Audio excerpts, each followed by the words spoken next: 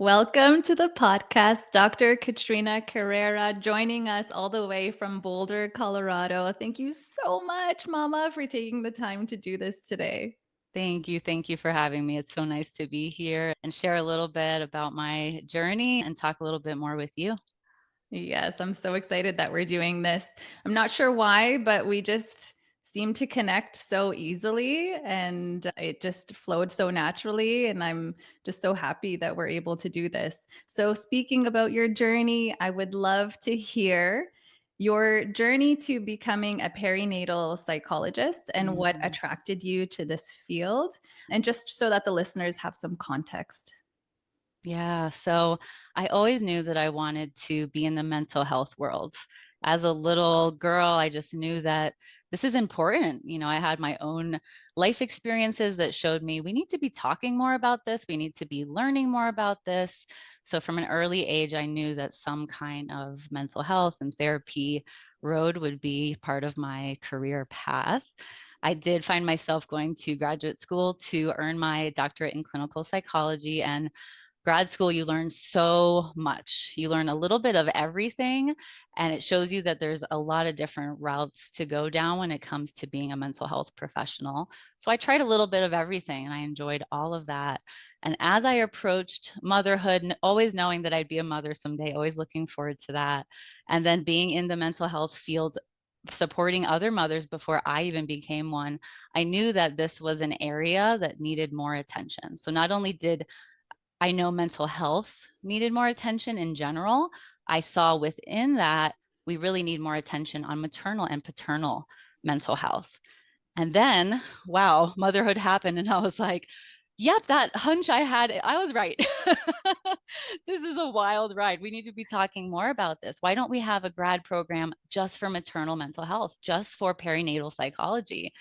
Who knows, maybe one day we will. But I realized this is something that I need to gain more training and do more deep diving into so I can bring that to people because it's lacking. It's really lacking. And I think I'm happy to see there's a lot more conversations about that now. So thank you for inviting me to talk about it today. It is such an important topic. And I find women just find themselves falling through the cracks of the healthcare system, especially once they become mothers. And it's like the standard is that 1 6-week postpartum appointment that I think we all laugh at because we're like, nope, it's not enough. That is so I'm far from it. struggling. So let me give you a little bit more context to what I'm doing in perinatal psychology is I'm running a group. We are going by the name of Lotus Mental Health Group, which we are actually thinking about transitioning to Lotus Perinatal to be more clear about how we can help folks out there, be a little bit more clear about our passion and our niche. In our Lotus group, we're a holistic mind, body, spirit group. And what we do is virtual support. We bring virtual support to individuals that aren't parents yet, but know that there's something they want to work through for the next generation that they might bring about. We support parents who are planning pregnancy. We support parents through postpartum and way beyond that too. So we're doing a lot of one-on-one work. We do groups and classes as well, but it's a lot of one-on-one work. So we're really in the trenches with other families every day virtually, which is really convenient so that they can be home breastfeeding, recovering, but they've got the support available. Even in our therapy relationships that my team and I hold with parents, we realize it's a very gradual unfolding and establishing of safety to really get to the bottom of what each person needs. And you can't do that in even 2 or 3 appointments. It takes a lot more tenderness and detailed attention. So, yes, it's the falling through the cracks. I see it a lot. I think most of us have felt it ourselves in some way. Yeah, it's so interesting when practitioners work in the maternal health field before entering it, and then they become a mother themselves, and they're like, oh my God, I was right. We do fall through the cracks. It's wild. Yes. And I love that you're doing virtual work because there was nothing that I had the most hesitation about when I was freshly postpartum than having to leave the house to be on time to something. It Yes. was so difficult. We really need to remove those barriers to help. And I think we can talk a lot about that today. The fact that there are, unfortunately, a ton of barriers to help. Whether it's, yeah, it's not feasible for me to get up while my body is recovering and make it to an office where hopefully I can get enough one on one attention to feel heard, to even feel comfortable enough to say, I'm struggling, I'm not doing well, rather than, yeah, I'm good. How are you? Right? A lot of us just tend to say that. It takes time to get to that place of actually, I don't know what to do. I need help here. So the barriers we need to talk about those because we need to remove those. That's not just my job. That's our job, collectively to remove those barriers. Absolutely. And I think that comes back to what I often talk about on this podcast, which is community and the Yes. village, revillaging, however you need Yes. to. So, I feel like there needs to be like trainings for families to learn how to revillage so that they have that support, so that they have that community around Love them. that. Yeah, it's big. And you don't know what's going to happen postpartum. Like a lot of relationships struggle, which is something that took me off guard. I Yes. prepared for everything baby oriented, mother baby Yes. oriented. I had zero clue that I would also have to prepare for relationship dynamic shifts within my It changes marriage. everything. Yeah, absolutely. So there are so many ways that we can support new parents. So I'm glad that we're having this conversation. Um, Yes. Dr. Katrina, you mentioned a little bit before we hit record, and now I just can't wait to hear it about your birth You're in. experience. So I would love for the listeners to hear your entry into motherhood, how that unfolded for you, and how it impacted the work that you do, but also Mm. the mother that you've become. Yeah. Oh, that question just has so much in it. It's beautiful. Thank you. Yes, it's been a beautiful journey it's been humbling and I've learned a lot through it because in my journey into pregnancy, my husband and we knew that we wanted some really good compassionate support, especially for me. I'm somebody who has always had difficulty in medical settings. I've had some experiences that were on the spectrum of traumatic in the medical realm. So I knew that my body was going to be bringing that to that experience. And I wanted to be really conscientious about how I supported myself through that. So I knew that my partner was ready to support me in it. But the question was like, where do we find that care? Because, of course, supporting so many mothers before me, I know the stories and I know it in my studies too, that the truth is there's a lot going on in maternal care that just misses the mark and fails to treat the human in the experience. And I had appropriate caution about that beforehand.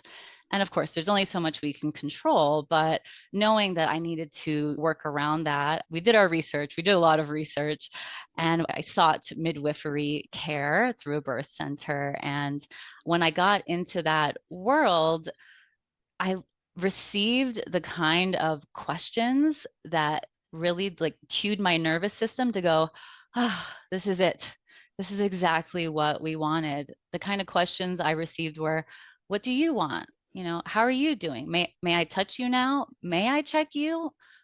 What are you feeling about that? And that was very reminiscent of the therapy space that I provide to clients, and that even as a client of therapy myself, I've received.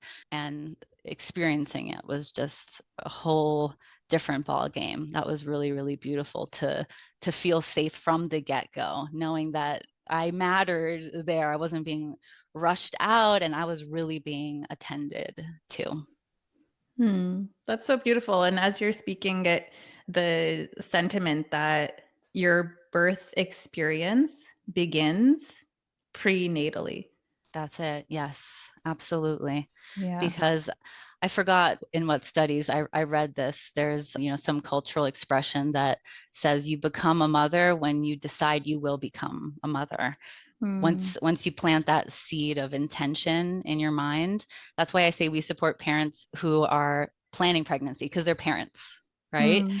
That's when the birth experience, that's when the entire transition into parenthood really begins. So yes, I was really fortunate to receive that kind of care And then I received really wonderful childbirth education and hypnosis training through our mutual friend, Barbara Harper, who also Yay! does, yes, we love Barbara.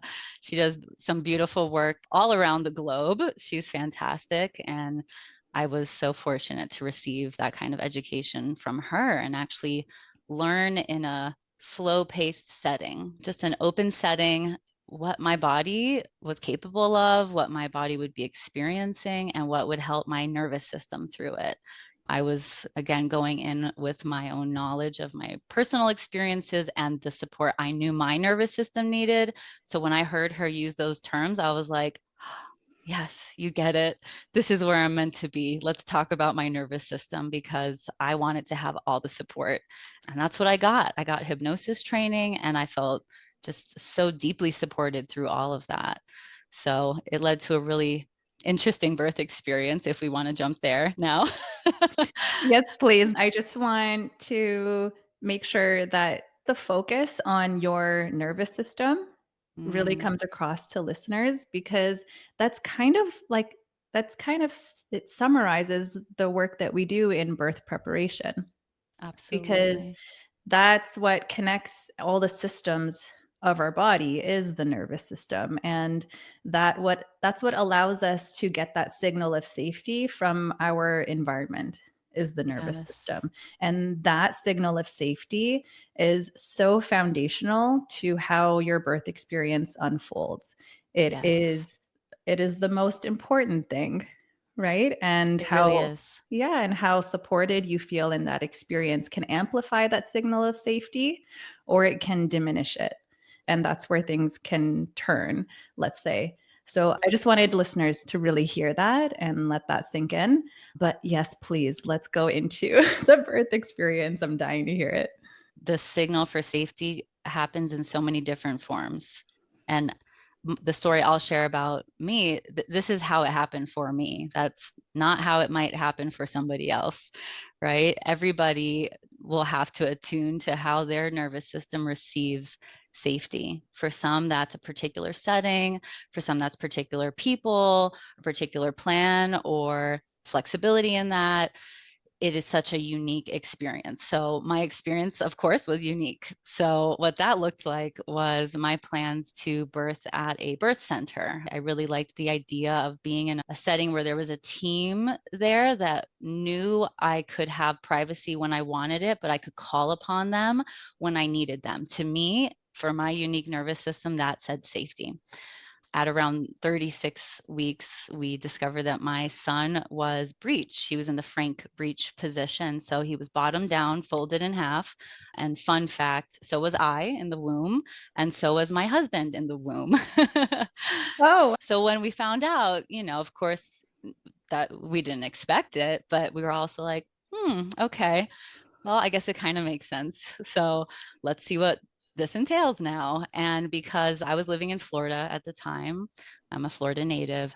Florida does not allow a breech birth at a birth center. So we had to look into other options. And knowing that we didn't, plan for that turn of events, we really just had to go deep into my nervous system. I had to just open dialogue with it. Like, okay, I don't have a ton of time here to do reading and restart care. I just need to check in with myself to say, with the options available and the intellectual abilities that my husband and I have to make good decisions, what does my nervous system feel safe with? And that was seeking home birth support with a breech birth provider, Fadwa Halabi of Midwife 360 in Florida. So Barbara is the one who connected me with her and said, if this is what you're feeling safe with, if this is what feels good to you, this is a person to talk to. When I walked into her office, my body said, yep, this is good. I said, all right, thank you for giving me that signal. So we established kind of new care there pretty late into my pregnancy. And just a day before I reached 40 weeks, I went into very spontaneous labor. I didn't even realize I had probably been laboring all day because I said, I'm a little crampy while I was doing some gardening outside. And I was like, oh, I guess maybe I'll be giving birth soon. Within a few hours, the sun was setting, and all of a sudden, I was in transition. All of a sudden, wow. I lost my waters, and I was like, I need to push. And I was just home with my husband and my mom and my mother-in-law and all of our pets.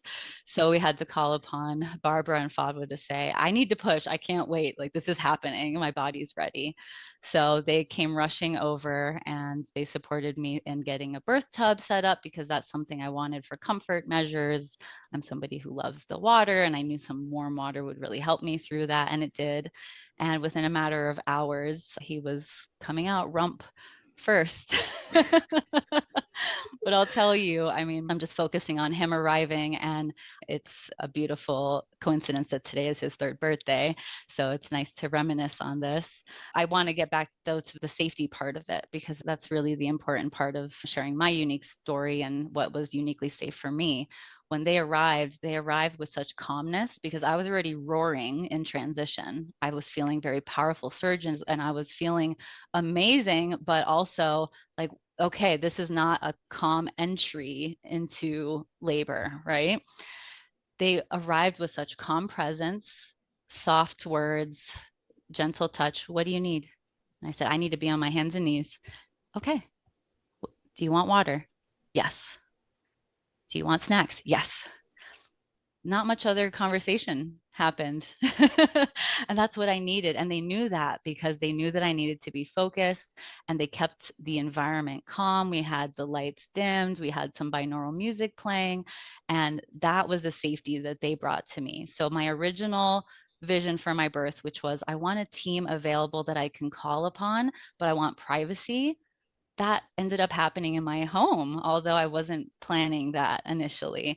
So that when I say, my entry into parenthood was humbling too, that was a reminder to me that even in the ways we envision safety happening, it might turn out a bit different, but we can still bring our attunement, still bring our advocacy into new situations that we didn't plan to protect that safety.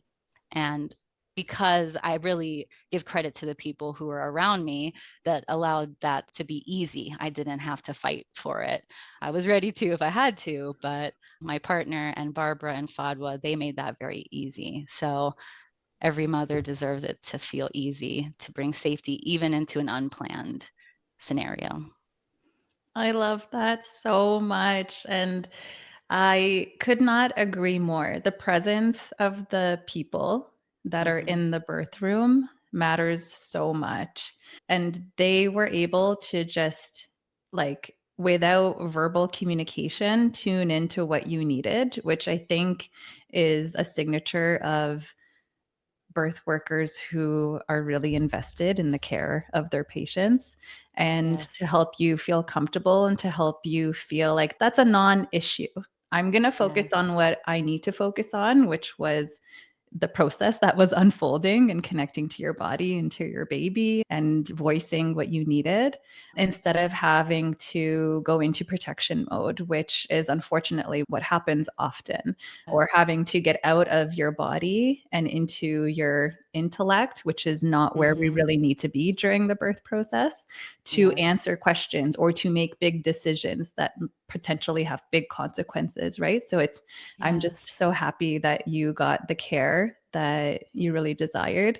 And just to double down, if there are any midwives or doulas listening right now, or birth support workers, or anyone who is in that world, I think because of my experience with my second daughter, when the midwife arrived, she was frazzled because she had just missed a birth of a client of hers who gave birth on the way to the hospital. So she was running around and she missed that one. And mine, I intentionally wanted this, but wasn't sure how it would unfold. But she arrived after my daughter was born as well. She came before the placenta was born, but she brought like a frazzled, chaotic energy to the space. Mm, And as the patient receiving that, as the new mom who had just experienced this, it really took me out of the experience. yeah, So 100%. I think it just really matters. And Barbara, when I had her on the podcast, was saying that the more present a practitioner can be, or a birth support worker can be, the better. Like, all they have to Yes. do is be present. That's Yes. their It's main really job. so simple and Mm. yet challenging too. So Yes, that's a really great way to put it, just being present. And I'm sure in your experience there, you are very deeply attuned to every shift in energy in the room. So you're inevitably impacted by frazzled energy when it comes in. And that's where we look at how much can we predict around that, and how do we then recover when there's some energy perhaps that impacted us in a way that we were not ready for or was really surprising. Yeah, absolutely.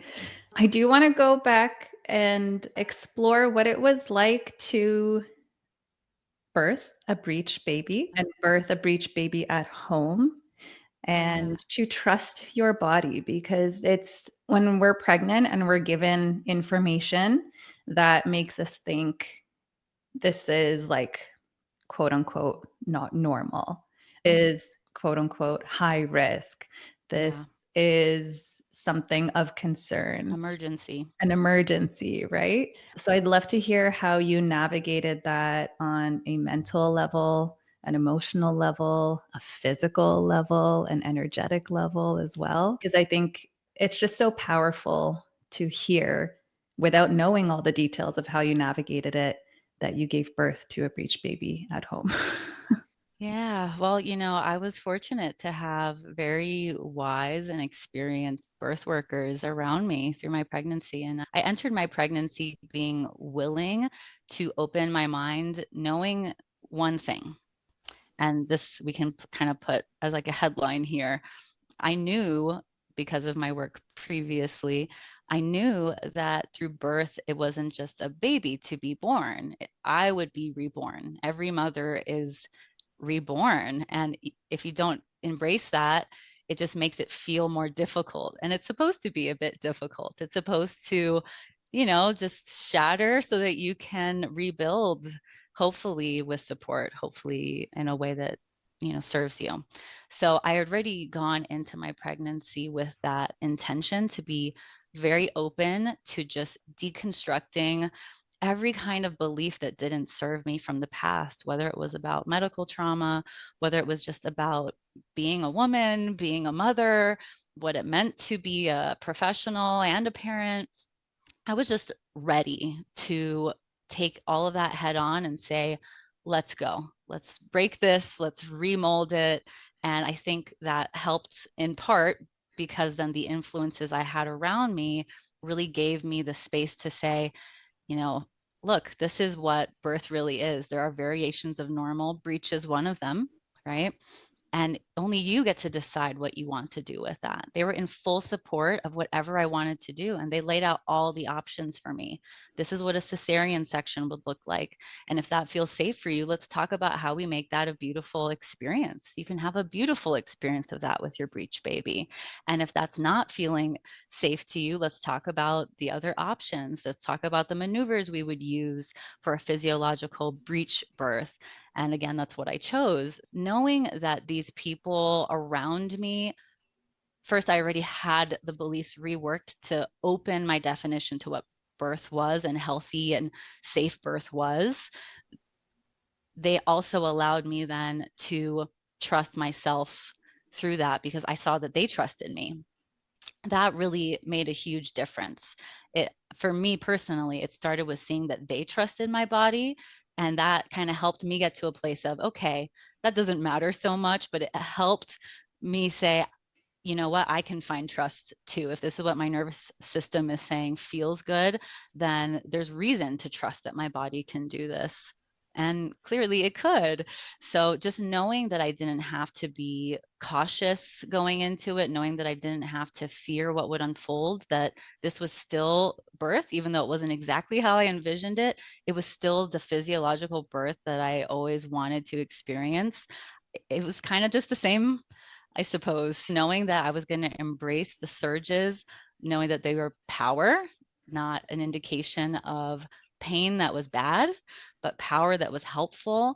And that's what really brought me through those intense surges, because I did have a lot of lower back labor, and I was able to bring my hypnosis training in and my affirmations to remind my mind and my body that this is good. Your body is powerful. We're getting there. I'm about to hold my baby in my arms. So it really helped me just stay in that safe mental space through the entire thing. And that was key for me.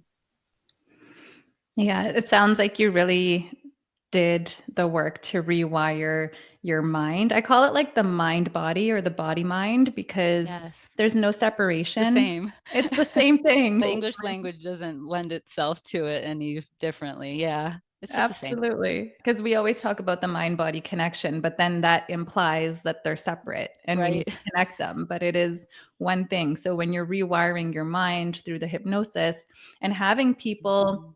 reflect back to you that it's okay to trust. Yes. I think that's a really important point to emphasize here because when your healthcare provider is letting you know that something is dangerous, something is high risk, that we need to really monitor this and that the likely options early on in your pregnancy are induction, like you cannot go past a certain time, or this is Mhm. definitely going to have to be a cesarean birth, then that's not reflecting back to you that I can trust this process. Yeah. And sometimes there's a very valid reason for that. But I think if there are birth workers listening to this right now, knowing that the more that you're able to trust in your patient or client's unfolding of this process, the more it Mhm. gives them permission to trust themselves and to trust their baby and to trust Yes. in the process. It's and that's part of the teamwork that happens here. Yes. Yes, and this has implications far beyond birth too. You know, we know that the birth experience is really important. And we know that 1 in 3, at least in the US, 1 in 3 parents are reporting traumatic experiences. So there's a lot we need to do about that. But this idea of trust and safety through birth isn't just for that time. It is something that can define the entire postpartum period and impact the entire postpartum period, because that is just the start to trusting a lot of new things. Birth is very new, but everything that follows is completely new too. There's a lot of mind body changes to trust and navigate and hopefully feel safe through after that. So, giving a solid start to parents through birth that is rooted in safety and trust sets them up for a lot more success in postpartum and beyond. And that's why birth matters so much. I couldn't agree more. And there are lessons that we receive during the birth process. It's not something you can read in a book. It's not something that you can take a class on per se. It is just this initiation into motherhood. And so these lessons are like it's like codes being transmitted to Yes, you so that you can then parent this new human that that's you're it. welcoming into this reality. And so I agree that that's why birth matters. And when you said it's birthing a mother too, it's birthing a family as Hmm. well, or a change in a family if it's not the first child that's being born. So it matters. And it's bringing me to a question that was submitted by one of our community members. She's wondering, even if you have this beautiful birth experience, but you don't have the support postpartum, what do we do from a maternal mental health perspective? Because as you and I both know, support is so important throughout your whole journey, but the postpartum period is going to challenge you and Yes, stretch you to your limits, beyond your limits. absolutely. Um, Absolutely. and so the birth experience itself, it also matters because when you feel like you stepped into your power as a human being, as a mother in that moment. You go into motherhood feeling like I can handle this. I Yeah. know I'm being challenged to the extreme. I know my sleep has shifted, my eating habits have shifted, my marriage dynamic or my relationship dynamic has potentially shifted, Yes. my body is shifting, my hormones are shifting, all of these things, and I'm healing. But you know what? Hmm. I can handle it because I did that. Like, that's what Yes. I want women to experience, no matter how it goes. It doesn't have to be a quote unquote natural home birth. It can be No. whatever you want, but I want you to have that experience so that Mhm. the postpartum doesn't just take you underwater. I want That's women it. to feel like they're navigating the waters of motherhood and postpartum with confidence, with support, with a sense of competence and empowerment. That's it. I love the way you put that because it does set up the psyche for resilience, but also one key difference. And when that question that was asked, when there's not support built into postpartum, yes, we know that's already far from ideal. We're not meant to do it alone. But when our framework around this is, I have to do it alone, and therefore I can't mentality because I wasn't allowed to through birth, I was denied requests, I didn't feel empowered through it, then it kind of, promotes this place of staying in, well, I can't see anything outside of this. This is just what it is. And we want to bring a mental framework into that says, yes, this is challenging. I need support. I deserve support. I will seek support and to feel confident to do that because that is not a skill set that everybody is taught or born with, right? Most of us have to learn that somewhere along the way. And if our birth experience is a nice launching point into that, that I had to find, some courage to say, no, I disagree with you. Please don't touch me. Or actually, I changed my mind. I'm going to fire you and go seek help somewhere else.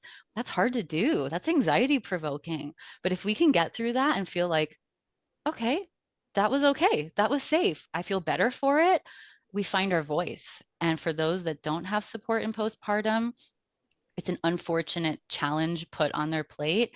But the reality is, they will have to build their village. They will have to seek it. They will have to find the courage to say, hey, you, I need your help. I really need this right now. Thank you for helping me.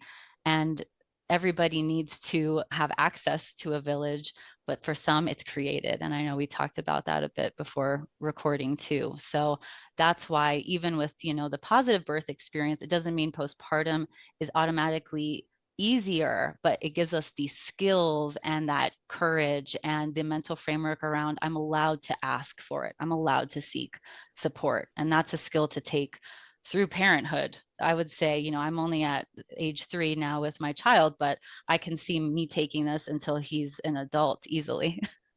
Right? A 100%. It gives you that skill. I like how you used the word mental framework because that's like it's imprinted onto Yes. you now. And you're like, I get this. I also feel like it's sometimes the first opportunity for women, depending on their cultural background, how they were raised, the dynamics between them and their parents and their family, it's the Mm-hmm. first opportunity for women to choose themselves, to set healthy boundaries, to say no and yes without guilt or wanting to people please. It's the Yes. first, sometimes the first opportunity that you have to just, this show used to be called The Birth CEO because I was like, this is your chance to be the CEO of your life, of your Yes. birth experience. And the Yes. more I learned, actually, the baby's kind of the CEO. The baby's calling the shots. But I just loved this idea because that's how I felt in my birth experience with both, but especially my first daughter. I set things up. I went out and I sought out the resources that I wanted. And it was very much like a consultant type of relationship. Here's Mm. what I want. How can you support me to get that? Versus like, let me just listen to everything that you have to say because you know better type of Mm. thing. I use that term Um, too, consultant. Yes. and during the birth experience itself, I was like, I know where all those things are. If you ask me, like, I know it's on the third shelf over there. Get me that. I need that now. It was like, I didn't even have to Yes. say please. I wasn't worried about being polite.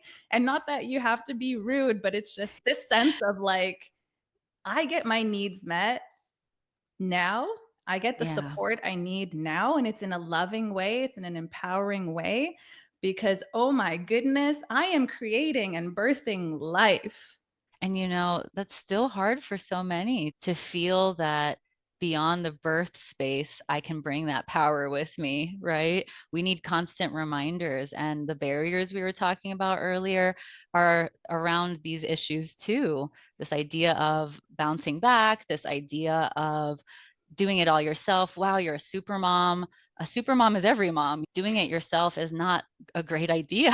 It Nope. doesn't benefit the mother or the family that's growing. So constantly being reminded that that's not only okay, but helpful. That's something we're supposed to birth within us entering parenthood. We're supposed to find that within ourselves. And it's not meant to feel easy. When you said like saying it without guilt, some can really find that quickly and be like, wow, I feel no guilt with this. That's amazing. And some will find that even in 4 or 5 years past birth, that I still feel guilty for asking for help. And that's because the mental framework around that, these belief systems, especially just through society at large, have said, don't be bossy, don't be needy, do it yourself, get back to work, right?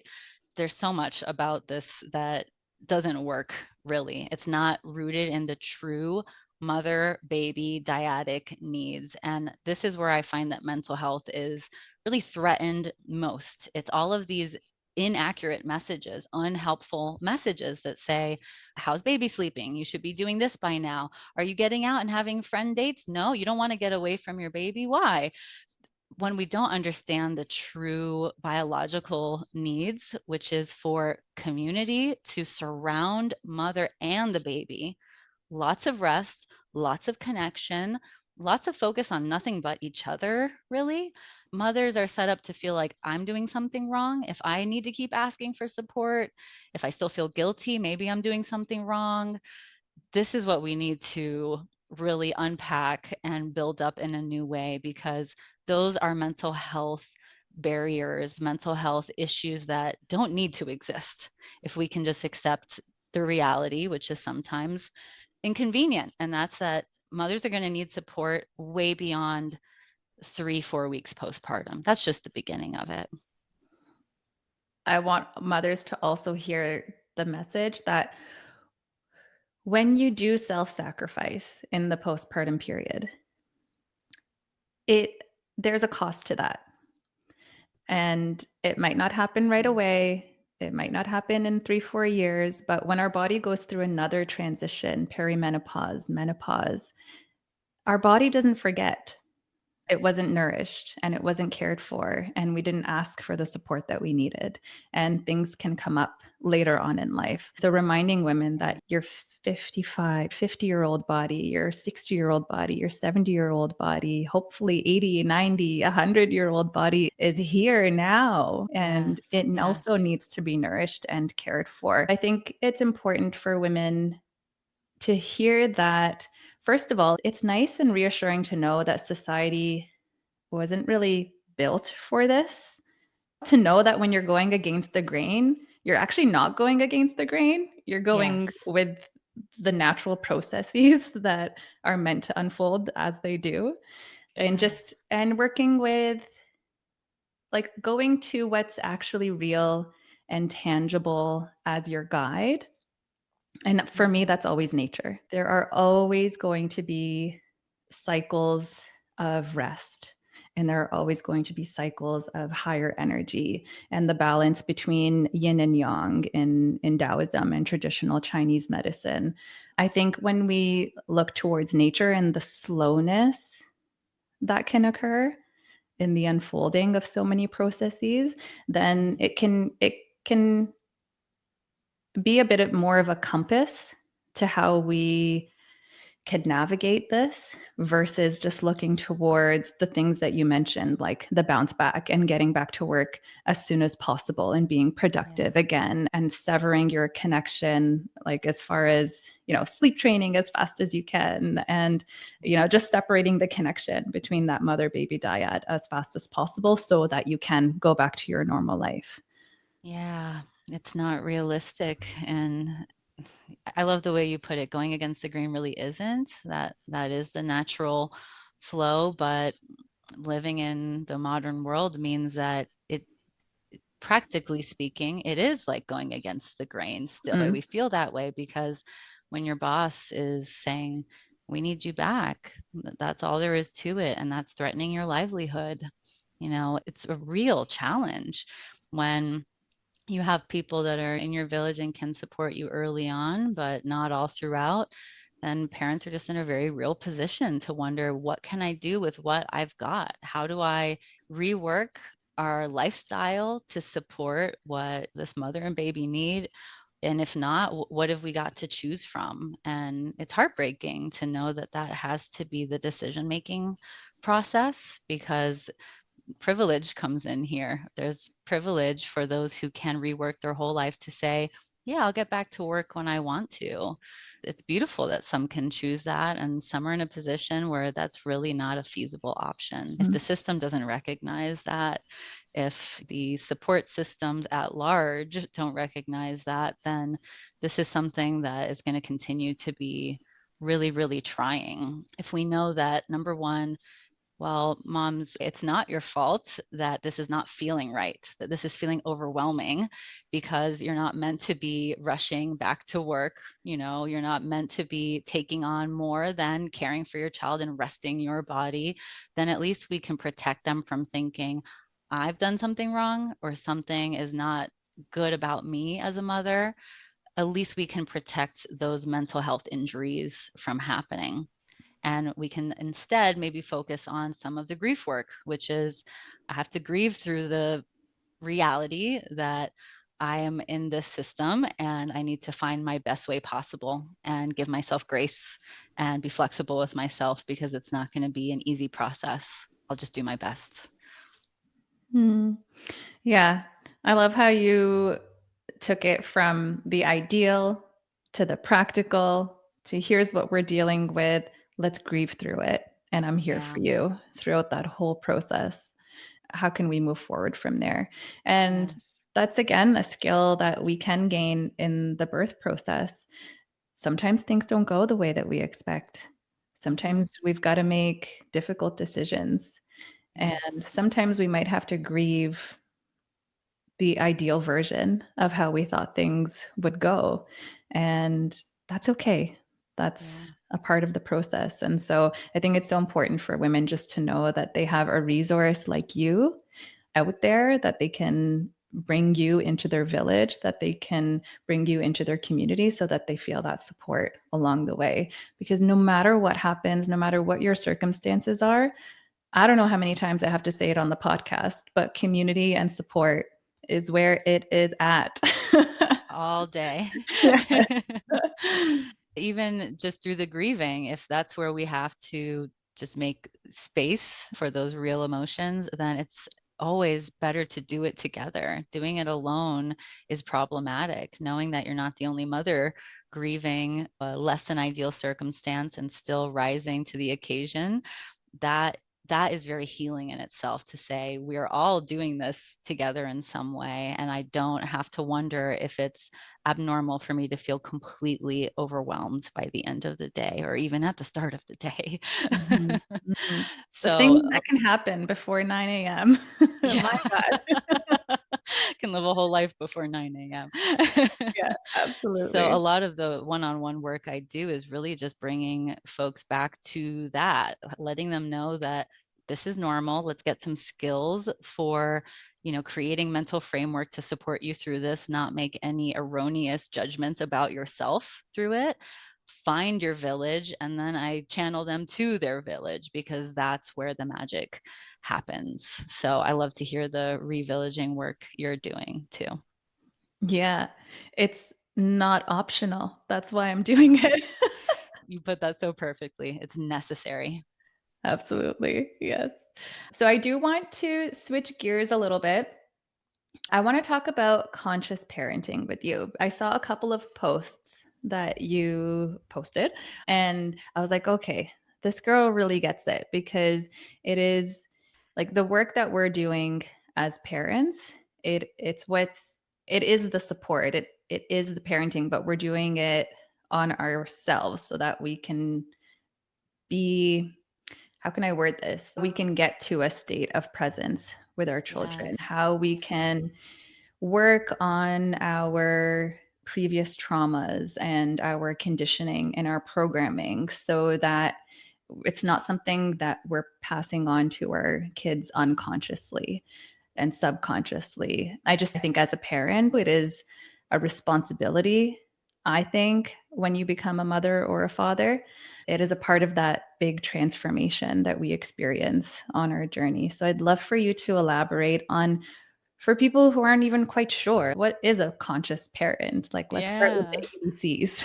Yeah, that's a great question. So a conscious parent is a parent who is conscious of their own emotions, their own behavior, their own beliefs, their own biases first.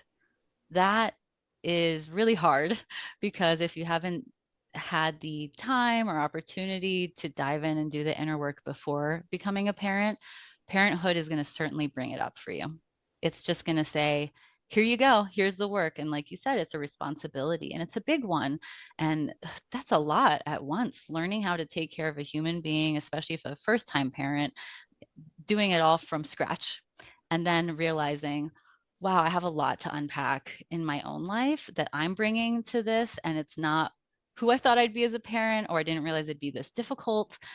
It's going to just bring it right to the table to say, now is the time. Conscious parenting is an approach that is rooted in working on yourself in order to bring your best version of you to your child, because that is how children learn. Children learn by seeing how you navigate every part of life, and they are just soaking that up from you. Conscious parenting will, instead of focusing on what is my child doing with this behavior, how do I change their behavior, it first posits, well, what am I doing that impacts my child's behavior? How do I show up differently in order to help my child show up in a way that helps them? So it's a self-reflection first. And it's a wonderful skill to have. It's a challenging practice, especially on the ground, not just after, a long day of parenting, but in the throes of it. But it's a really effective approach because then parent and child are growing together. And everybody has growing to do throughout the lifespan. So there's bound to be some, even if you've done a ton of inner work before becoming a parent, there's more to be done. It, I can't describe it in any other way than just a transformative, like our whole life is a time of potential transformation. But my God, you are faced with it. You are Yes. gifted so many lemons that you got to turn into lemonade somehow. Yeah. Going back to that signal of safety, we are transferring to our kids, like, Mhm. what that actually feels like in their bodies. Are Yeah. they able to get that signal of safety from their attachment figures, first and foremost? And that requires us to first feel that within ourselves. If we're constantly in a stress response, if we're constantly feeling anxious, if we're constantly dealing with negative thought loop patterns, if we're constantly depleted because we aren't reaching out to that village, to that community, and we're constantly feeling like that martyrdom, that is what we're transferring to our kids, and that is not giving them the signal of safety. And that's where that inner work is so important, because we want the next generation to feel that as they move through the world. And it starts with birth, it starts at conception. I think we'd be looking at a very different world if parents had these skill sets. And so Yes. here's the calling, here's the responsibility. I did hear, I wish I remembered her name, but I did hear a developmental psychologist talk about how you're not responsible for your children's emotions. Your job is to just set the boundaries and hold the space for them to have those emotions. Because even in myself, I can feel as my daughters are having a big cry or close to a temper tantrum, maybe several temper tantrums, or just feeling really emotional that day, I make it mean something about me Hmm. when it really doesn't. Sometimes they're reflecting back to you how you feel, but my Yeah. job in those moments is like, yes, baby girl, it is okay to cry. cry as much Yes. as you need to for as A long as safe you need container. to. Yeah. Yeah. I am here. Mhm. No, it's not okay to hurt your sister. No, it's not okay to break something. Like, here are the boundaries, the structural boundaries that are set so that you can have this emotional experience. And And then I'll you add see to that. that, Mm, the other responsibility is then just managing your emotions through it. yeah. And that is Yeah. oftentimes the most challenging part. Yes, it's challenging to hold some boundaries around, well, I can't let you, harm other people or harm your environment. You're allowed to have the emotions. But sometimes the more visceral experience is really within us. It's everything that we are reacting to. And that's the inner work, that's the conscious parenting part. Why am I having a fear response, a fight or flight response to a tantrum over peeling the banana the wrong way? My logical mind knows that there's no lion in the room, right? There's really no danger here. But my nervous system is ready to run like there's a lion chasing me. And that's where we have to, maybe not in that exact moment, maybe later in therapy or in our own personal time of reflection and work, we have to look at, why is that my response there? What in my own childhood, what in my own experiences in the world gave me this message that having these emotions of sadness or overwhelm is dangerous? And how do I not bring that to my child, even if my nervous system is experiencing it? How do I create safety for them? And then by practicing that for them, how do I heal that for myself so that my nervous system isn't bringing that to my own experience for the rest of my life? That is the growing together part of it that I referenced earlier. And it's hard work. And it will come up over peeled bananas or a fruit that wasn't cut the right way. But this is how your body is saying, hey, this is the time. This is the time to do it. So we need support in order to have the time and emotional energy to conquer that part of it too. Parenting is not just, okay, how do I get, food prepared? How do I get the environment prepared and extracurricular activities and safety?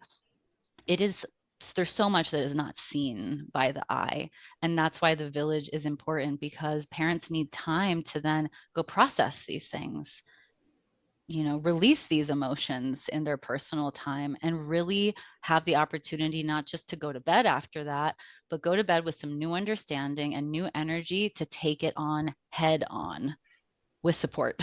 So it all comes together here. Oh, so true. And I can tell you have firsthand experience because of the example that you're giving. I'm like, yep. When I It's pretty peeled that clear. banana wrong the other day, it did not go down very well. But when you're like, I always give the example, how like toddlers will hit sometimes, and like sometimes it hurts. And so you're Mhm. like already like sleep deprived, you're already pushed to your limits. Maybe you're in that state where you feel like you don't have the support in place. And then you get like hit by the person that you're doing your best to take care of. It's like you're just being pushed and pushed and pushed. And so Yes.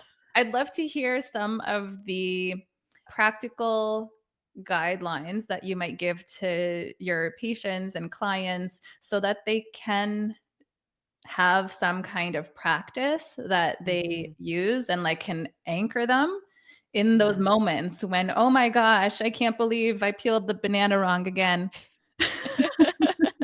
Yeah. Well, going back to how I was explaining the nervous system's reaction, some really benefit just by reminding themselves there's no lion, there's no lion, there's no fire, there's no danger. Mm. I'm actually safe, even if my body is sending me signals that don't feel safe. This is where we have to build some tolerance for discomfort too, knowing that I can override these sensations of discomfort and reiterate to myself the reality that is, this is a safe moment. So that's one piece of the puzzle. And a lot of parents find that really, really helpful. Another part is, well, then how do I respond after that? When I'm clearly dysregulated, life doesn't easily allow for me to just walk away and have a 30-minute meditation. Can't just leave your toddler for that. If you have enough village, maybe, and call upon them for that, by the way. hopefully without guilt. Hey, I need you to come in right now, grandma. I need a break. This is my time. So I can come back in 30 minutes, really ready for this. But when we can't do that, then what we can do is make sure that our time outside of those moments has prepared us for it by having some go-to statements, some go-to affirmations, the messages that we want our children to ultimately receive. And when I help parents articulate and formulate these, I usually find that we get to a place that what they're formulating for their child is actually what their inner child needed. So if the message is you're allowed to be upset, I will give you space for that. It's usually a personal message that's coming from an experience that either was really beautiful and helpful for them or that was lacking and they always needed to hear that. And when they identify these go-to statements, they'll know when they've hit the mark there. You keep them in your back pocket and you use them and you become a broken record so that when that's happening, you're helping both your inner child and the child in front of you at the same time. And the combination of that in practice with repetition really leads to a lot of beautiful movement. Mm. That is so beautiful and so healing and so true. Often I'll look at my daughters as if they're me, like as if I'm Yeah. parenting myself. And my older daughter looks quite like me when I was around her age. And so it's like easy to see myself in her and to Oh, remind beautiful. myself, yeah, to remind myself I didn't hear the message that it was okay to cry. So what do I say to my daughters all the time? It's okay to cry. Yes. Even when relatives say it's not, or be a good girl because like you got hurt. Oh, you're so good. You didn't cry. I'm like, yeah, but if you need to cry, it's It's okay to okay. cry. Yeah. Yes, because that is really what you want them to get, and it's doing something to help you feel safe in that moment too. And also, I think we're really emphasizing that regulating yourself will regulate your children from like a nervous system perspective. And so it's not about telling them, like, take a deep breath right now. If they're having a tantrum, it's like you're just taking a deep breath. Yes, You're yes. making eye contact with them if you need to, and you're letting them know it's safe for them to have the response that they're having. Mm, And you're actively doing the things that help you come out of that stress response, out of that state where you think a lion is going to attack you, where you feel so unsafe, bringing yes, yourself back into your body. And yes. and then that just transfers like naturally to your kids. Mhm. So they might resist it at first. Anytime I talk about like meditation or mindfulness or deep breathing, my daughter's like, enough of this doctor stuff. Then I'll hear her talk to her little sister and say, like, let's just do a reset. Let's take a deep breath. Or you know what I Mhm. mean? It'll transfer on. So I think it's helpful Bravo, for mama. parents. Thank you. I think it's helpful for parents to hear that. I also want to touch upon repair Mhm. because, as me and you both know, parenthood is very messy and we aren't always responding from a regulated state. And I think it's important, guilt free, to Mhm. know that we can repair whatever just happened. So I have a tendency because I grew up with raising our voices when we get upset or when we're late and we need to go, right? So that's Yeah. an instant response for me, is to raise my voice. When the time comes, let's say we're in the car. Okay, let's reset. Girls, I'm so sorry that I raised my voice. I got really frustrated. I didn't have a lot of sleep last night. It's not your fault. Reminding the Yes. kids, it's not your fault. It's not about you. Mommy's just Mhm. having a hard morning right now, or I'm just having a hard time right now. I'm Yeah. going to do my best not to raise my voice in the future. And then it happens again, and I raise my voice again in the future. Girls, I am so And we sorry. apologize again. And this is beautiful modeling because we don't want to model perfection. By the way, we can't anyway, even if we wanted to. But we don't want to model that. That wouldn't be helpful either. That would tell our children that they must be perfect. That would tell them you must feel completely at ease and confident and fear free at all times. And I don't even want to call that perfect because that's not perfection. Perfection is being human, which is having all of it. We need all of the emotions to be healthy. So we want to model to them that that is healthy, that you will have that. It's okay to have that. There's no shame in it. And that's why being able to discuss our own experiences of that, especially as it impacts our children, is a really beautiful way to give that message of this is not taboo. This is part of life. I had some big sadness. I had some big fear. I had some big frustration. And I'm apologizing for the way that impacted you. And I want to let you know I'm working on it. We can work through it together. Apologizing is part of that conscious parenting process, showing that I'm conscious of what I'm bringing here. And it makes children conscious of their own experiences in that too. So they don't have to learn those skills later in life. They're starting really quite early.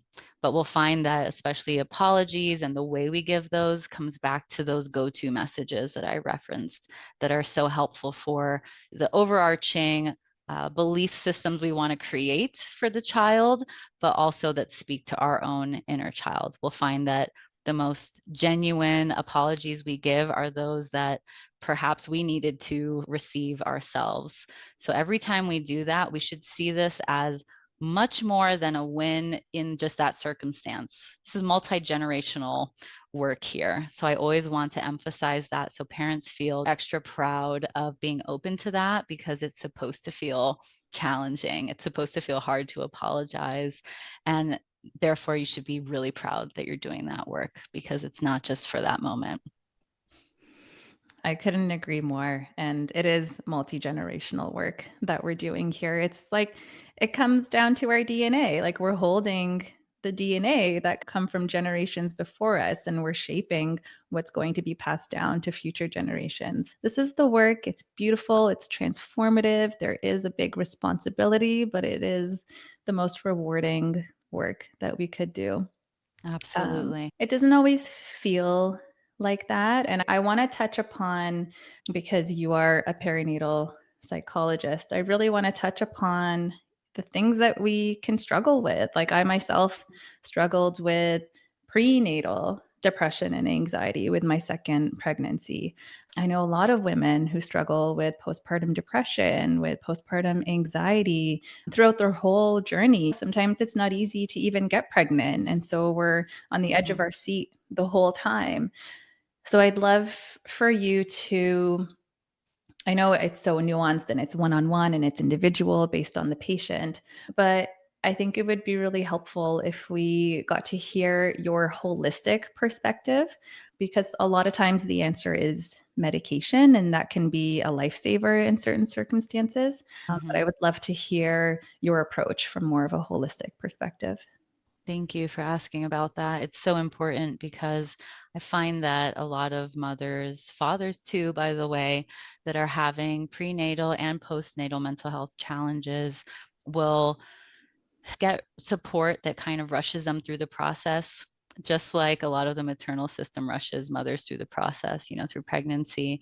And this, we need to bring this acknowledgement, we need to bring to the mental health realm too, that we need to dive a lot deeper than symptoms of OCD are showing up, symptoms of PTSD or depression.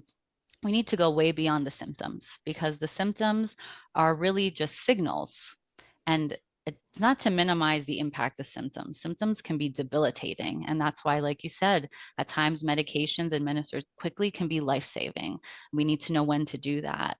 And yet, if we don't dig a little bit deeper, we might miss some really, really important holistic health needs. And when we're talking about holistic health, that really just means the whole person.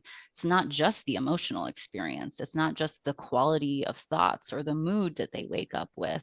It's their nutritional profile. They might have really great depletions that we knew nothing about until these symptoms were coming on in a very intense way to signal, I need help. Something about my hormonal changes is not working with this other medical condition I might have, or my lifestyle, or my eating habits.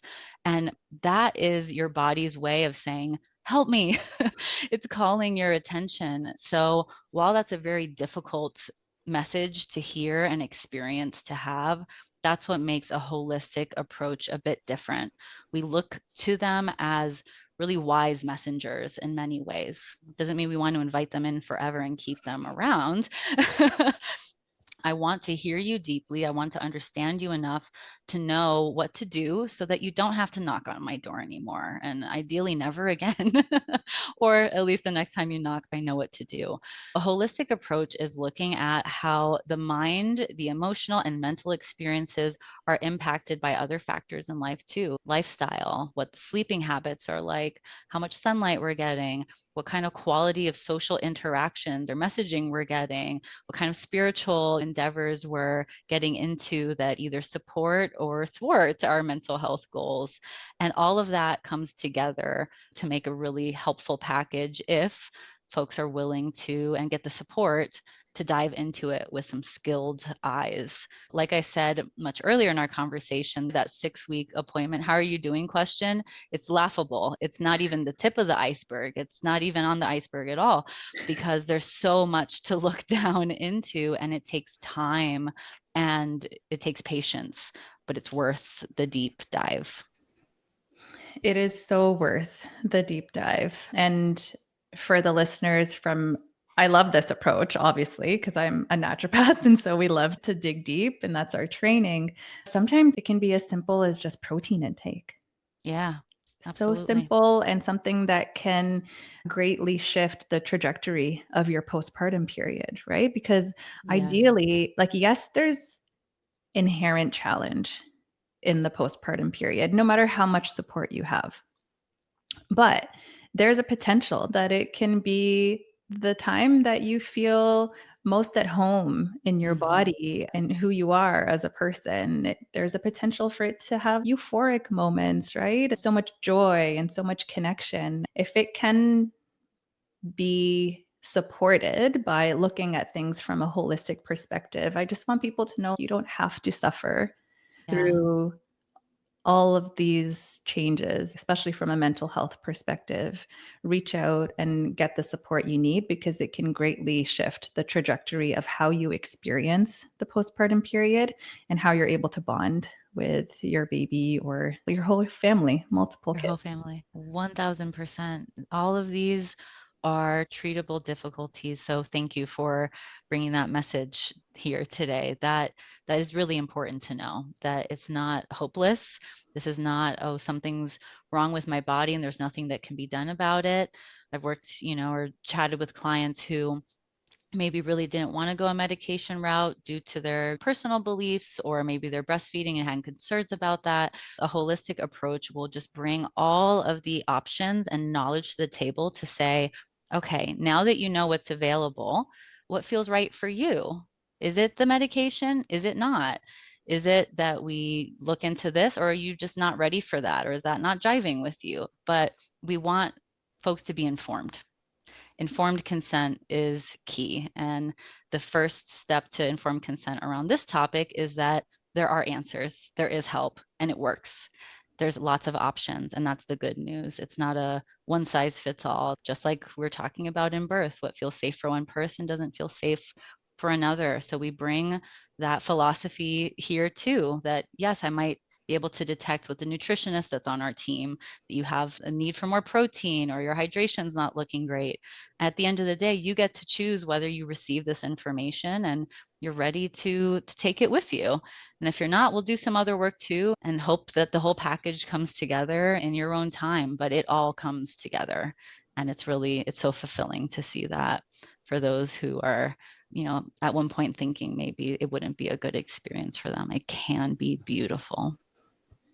Mm, I love that. I love that message so much. And it goes back to the infinite potentiality that I see when it comes to our pregnancy, our labor and birth experience, our postpartum. But it is so concentrated in the birth experience, I find. And when we do have that perception, or it's not a perception, when we are coming from a place of informed consent, then things can flow so much better, so much easier, and brings us into a state of empowerment versus entering motherhood from a state of disempowerment. I want to touch upon one more thing before we wrap up. I do want to touch upon how you're able to, because I know you support people going into the birth experience, but I'm sure you see people after their birth experience, and it could be those people, that 1 in 3 that we discussed, who Mhm. describe their experience as traumatic. And sometimes it's up to half, like 50%. Yeah, I Um, agree. It could be much higher. so I'd love to know how you're able to support parents when they did have a less than ideal, even traumatic birth experience in the Yeah. postpartum period. Yeah, knowing that even with a positive, a safe birth experience, knowing that that alone doesn't mean that postpartum is going to feel easy. There's still a need for support. There's still a need for all hands on deck.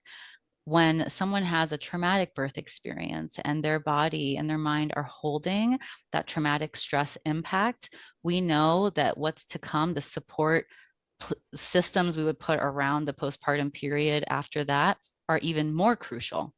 They are vital. So that's when we have more than all hands on deck. We call everybody to gather around and to make sure that everything that you would ideally have the mental energy for, the emotional energy for, to navigate in your own postpartum can be bolstered by others, can be provided by others.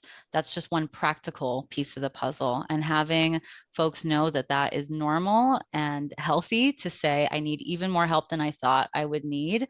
That's an important message I want to get across.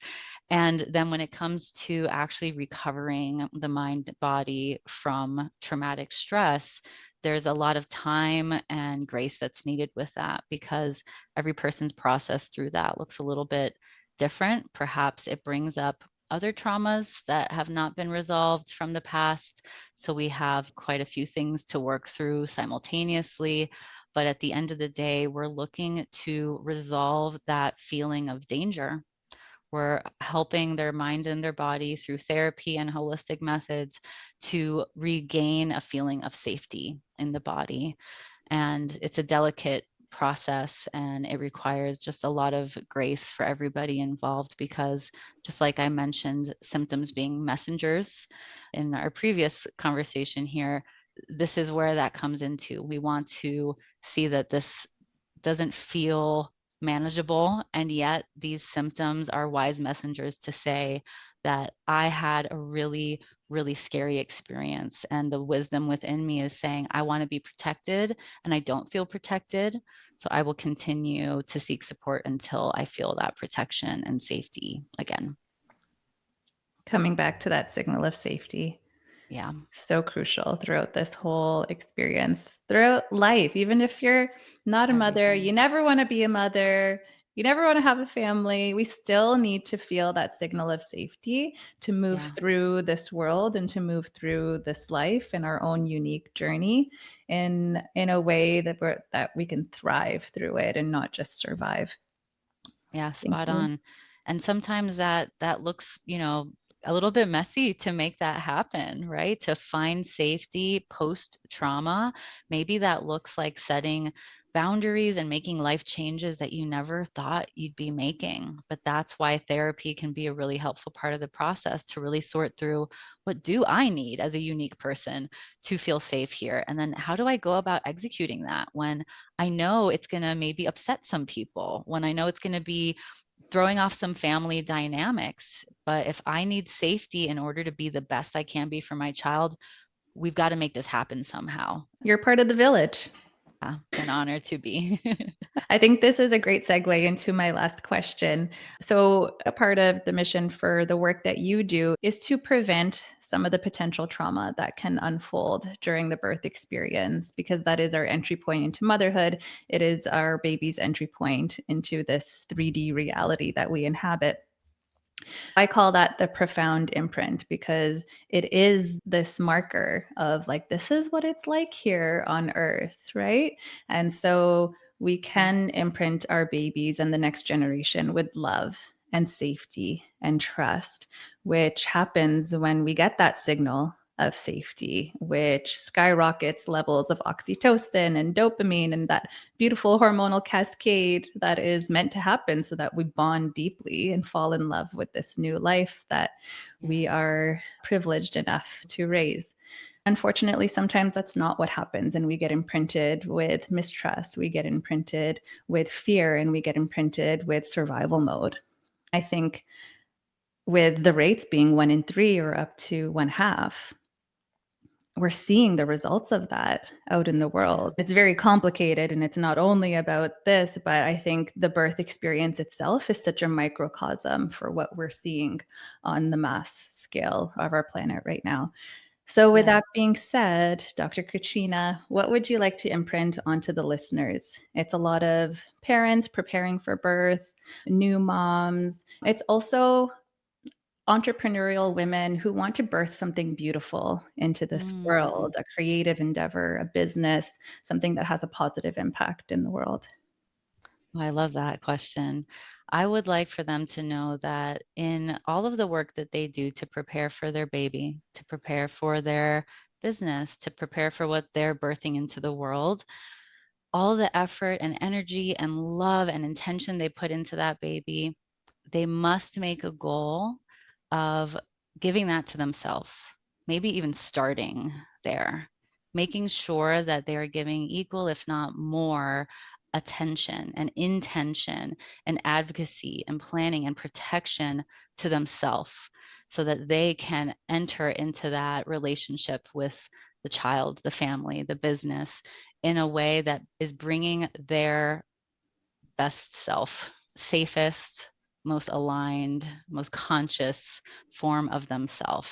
And that puts more work on their plate, yes, but that work is necessary and powerful. If they know that that must be done and they know that folks like us are here to support them through that, then we make this process more accessible. So that's what I'd like for them to hear. Thank you so much for the wise, wise words from a mother who is in the trenches herself, seeing families and seeing mothers and seeing parents on a regular basis. And I do love that you mentioned the fathers. Like, fathers are also experiencing postpartum depression and anxiety and Yes. shifts. So Yes. I love that you brought that element in because it's not often spoken about on many of these podcasts. So thank you for It's that. important. I know people are going to want to reach out to you. They're going to want to work with you. They're going to want to connect with you. How can they do that? For folks that are in the US and want a therapeutic relationship, I am PsyPact authorized, which means that any state in the US that's participating in PsyPact, you can look it up online. There's about 42 states.